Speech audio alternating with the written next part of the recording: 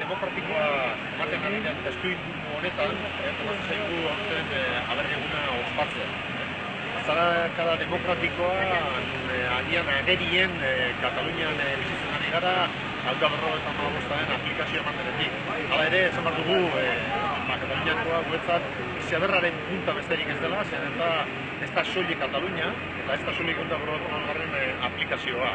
Ikusten ari gara, gertatzen ari dena atzerapen hau, atzerakada hau, Euskal Herriarako ere badela, eta 155tik haratago ere badijoa da. Azken finean, azken urteetan ikusten ari gara nola zalantzan eta jartzen dira hamarkadetan irabazteako eskubide politiko eta sozialak. Ikusten ari gara nola estatuan dauden nazio desberdinen rekonozimendua ere zalantzan jartzen da eta lortutakoa ere atzera bueltan dijoan. Eta baita eskubide sozialak nola zalantzan jartzen dira, hor daukagu ikusten besterik ez, pentsioen inguruan azken asteetan ikusten dugun afera.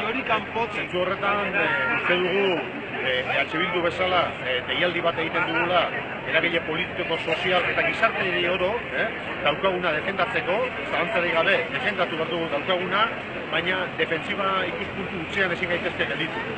Uste dugu aurrera pausoak eman behar ditugula, uste dugu gure dagokiguna, bai sozialki eta bai politikoki dagokiguna defendatzeko aukera bakarra aurrera pausoak ematea dela, uste dugu soilik askatasunaren defentsa perspektiba berri bat egin dezakegula, eta zentzu horretan uste dugu Euskal Errepublika sortuaz, bermatu dezakegula orain arte lortu duguna, eta herri bezala eta gizarte bezala euskagun eskubide.